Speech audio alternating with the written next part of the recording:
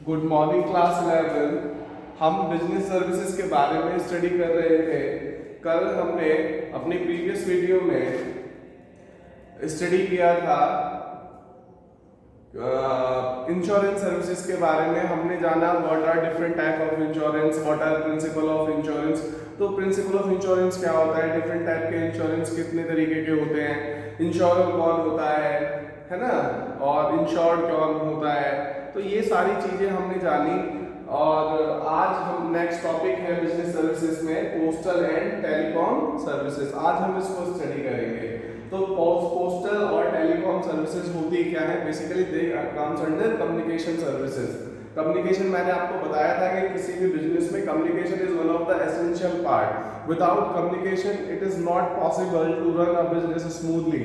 तो किसी भी बिजनेस को if you want to run smoothly, if you want to run a business in a proper manner और properly, तो आपको क्या करना होगा, your communication should be up to date, your communication medium should be good. तो उसी में आज हम बात करेंगे कम्युनिकेशन चैनल्स में कैसे कैसे हम कम्युनिकेट कर सकते हैं। There are two ways by which we can communicate, the postal medium and telecom services. तो there are two services, postal as well as telecom services. तो सबसे पहले हम पोस्टल सर्विसेज के बारे में जानते हैं। Indian post and telegraph department provide various services across India.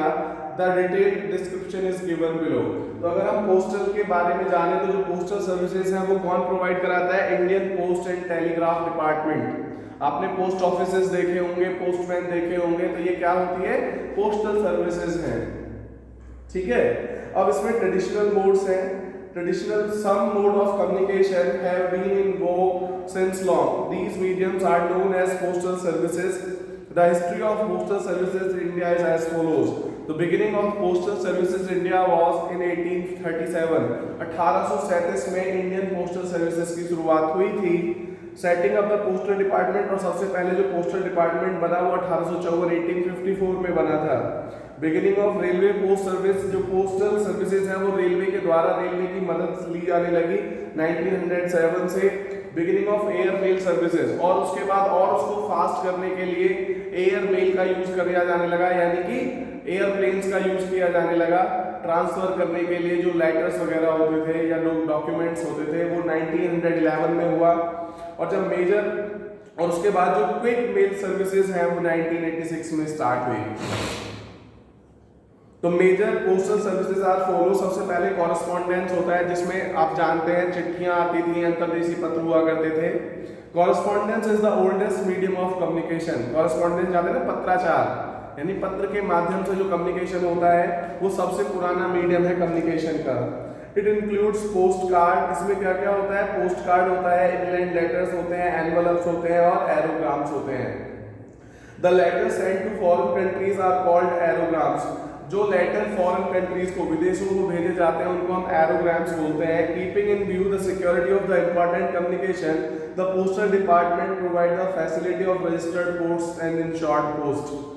अगर कम्युनिकेशन की गंभीरता को देखते हुए, उसकी सिक्योरिटी को, उसकी इंपॉर्टेंस को देखते हुए जो पोस्टल सर्विसेज हैं वो और दूसरी सर्विस प्रोवाइड कराते हैं, जिन्हें हम क्या कहते हैं, रजिस्टर्ड पोस्ट या इंश्योर्ड पोस्ट भी कहते हैं। When the communication is important, when the communication is something secret, तो वहां पर उसकी सिक्योरिटी को देखते हुए वहां पर इंश्योर्ड पोस्ट या रजिस्टर्ड पोस्ट भी की जाती है। उसके बाद टेलीग्राम है।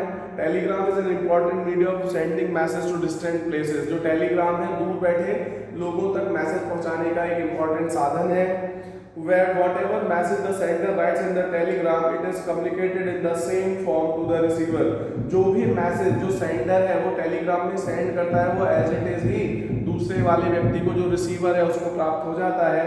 First of all the message is communicated by one post office to the other post office situated nearest to the place of the address. सबसे पहले जो मैसेज है वो एक पोस्ट ऑफिस से दूसरे पोस्ट ऑफिस को जाता है।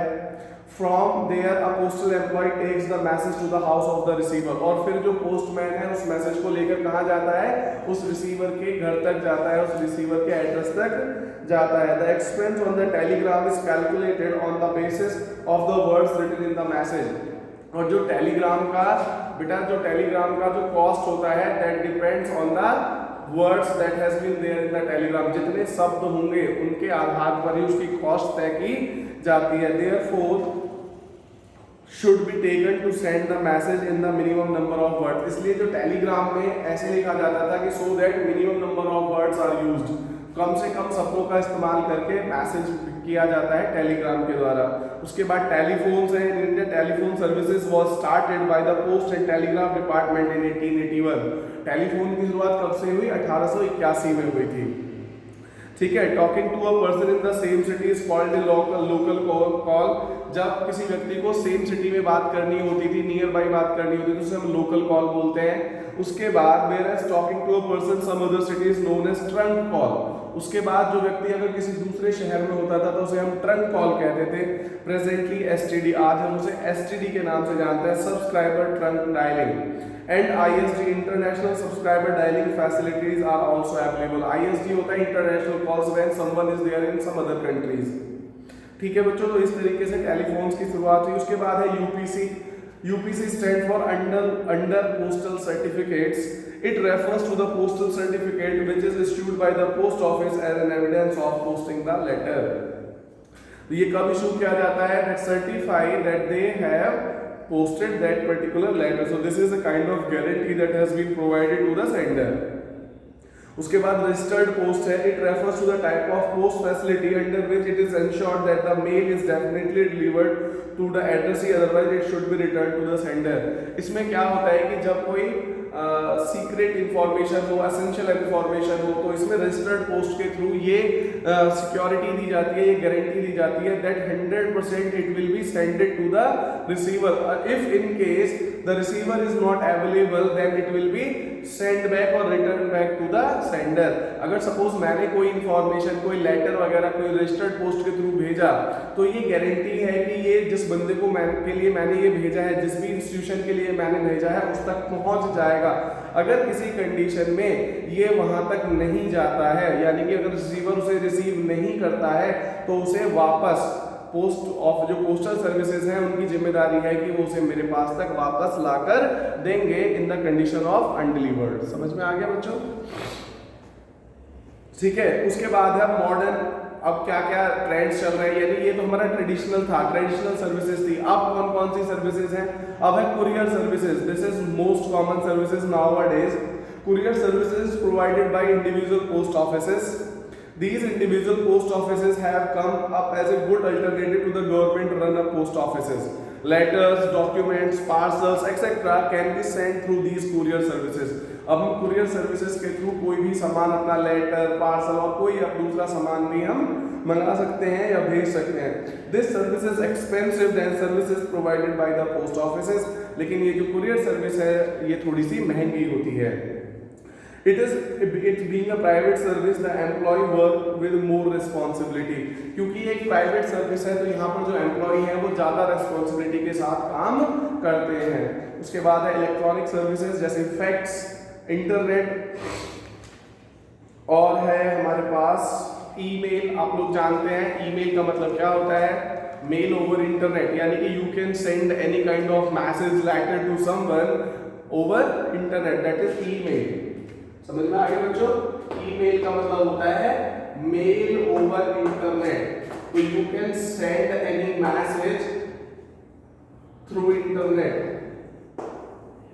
समझ में आ गया बच्चों? आप लोग मेल के बारे में जानते होंगे। ईमेल होता है, एक ईमेल आईडी होनी चाहिए सेंडर की और रिसीवर की। जो रिसीव कर रहा है उसकी भी एक ईमेल आईडी होनी चाहिए और जो सेंड कर रहा है उसकी भी एक ईमेल आईडी होनी चाहिए। तो अगर आपके पास दोनों के पास एक आईडी है तो then you can open the ID and you can generally simply log in ID and you can just write a message and send it to the receiver, and the receiver what will do, once you have sent the message, he or she will also have to log in with his ID and he can see the message that you have sent immediately. तो ये बहुत fast होता है। on just a click you can send the message, और ऐसे ही एक click पर वो उसे देख सकता है। तो ये बहुत फास्ट सर्विसेज है। आप इंटरनेट के बारे में जानते ही हैं बच्चों। तो ये सारी फैसिलिटीज हैं जो आपको आजकल Indian postal and telecom services के द्वारा आपको प्रोवाइड की जाती है। इंटरनेट आप जानते ही हैं, इंटरनेट क्या होता है, इंटरनेट के बारे में मैं आपको और बता देता हूँ थोड़ा सा। In the old time, message used to be communicated by the beating of drums or sent through pigeons, but now the exchange of message has reached its climax. पहले क्या होता था, किसी साउंड के द्वारा या pigeons कहते हैं कबूतरों के द्वारा मैसेज भेजते थे, लेकिन आजकल तो बहुत फास्ट हो गया है। All the old method of communication are now out of fashion. अब जो पुराने मेथड हो गए आउट ऑफ फैशन हो गया है। अब क्या हो गया है, the popularity of the internet is growing every day. अब क्या हो रहा है, प्रतिदिन जो इंटरनेट की जो फैसिलिटी है, जो पॉपुलैरिटी है, वो बढ़ती जा रही है। अब इंटरनेट का मतलब क्या होता है, इंटरनेट का मतलब है बेसिकली इंटरनेट का मतलब होता है नेट, और you can say net of communication, एक जाल बना दिया गया है। So everyone is connected with that particular net, सब लोग उससे जुड़े हुए हैं। ये हमारा इंटरनेट होता है। यहाँ पर आप बहुत सारे काम कर सकते हैं, मैसेजेस कर सकते हैं, गेम खेल सकते हैं, पूरी दुनिया में कहीं भी कुछ सर्च कर सकते हैं। So there are so many of benefit of internet nowadays. ठीक है, अब ये क्या है, कम्युनिकेशन में बहुत ज़्यादा हेल्पफुल है। एंटरटेनमेंट बहुत ज़्यादा आप कर सकते हैं, क्योंकि आप लोग देख रहे हैं इंटरनेट का अगर आपके पास है तो you can chat, you can see movies, you can see any kind of serial, you can find out any kind of knowledge, information about anything. तो ये सब क्या है, ये बेनिफिट्स हैं इसके। ठीक है, जनरल नॉलेज आप अपनी इंक्रीज कर सकते हैं और अपना फीडबैक भी इस पर ले सकते हैं, हाउ गुड और bad you are for doing a particular thing. और ई कॉमर्स भी इससे आप बढ़ा सकते हैं। मतलब आजकल आप लोगों ने देखा ना, यू कैन बाय और sell anything over internet. OLX है, और जैसे आप लोग देखते हैं फ्लिपकार्ट है, अमेजोन है, तो यहाँ पर आप कुछ भी काम कर सकते हैं। तो बहुत सारी चीज़ें हैं जो ई कॉमर्स को बढ़ावा दे रही है। तो इंटरनेट के ऊपर जो कॉमर्स है that is known as e commerce. तो बच्चों ये सारी चीज़ें हैं। अब इसमें क्या क्या चीज़ें चाहिए, what are the things that is basically required to use the internet? First of all, you should have a system. आपके पास या तो कंप्यूटर होना चाहिए या आपके पास एक मल्टीमीडिया फ़ोन, जैसा है ना, आप लोग सब जानते हैं ना, मल्टीमीडिया फ़ोन, एक हैंडसेट स्मार्टफोन होना चाहिए, एक टेलीफोन कनेक्शन होना चाहिए। You should have a internet connection at least to do some work over internet, है ना। और उसके बाद है हमारे पास मॉडेम। ठीक है, मॉडेम बेसिकली क्या होता है, सिस्टम को कनेक्ट करने के लिए एक रिक्वायरमेंट होती है, so that by your telephone connection you can use internet by the use of modem. तो ये मॉडेम की ज़रूरत आजकल जो स्मार्टफोन्स आ रहे हैं उनमें नहीं होती है, और जो दूसरे आजकल तो दूसरे बहुत सारे मेथड्स हैं जिसके थ्रू आप इंटरनेट के द्वारा कनेक्ट हो सकते हैं। तो बच्चों आपने पोस्टल और टेलीकॉम सर्विसेज के बारे में जान लिया। तो आज हमारा जो चैप्टर है बिजनेस सर्विसेज वो कंप्लीट हो गया है। इससे रिलेटेड अगर कोई प्रॉब्लम है तो आप मुझसे डिस्कस कर सकते हैं। Thank you, have a nice day.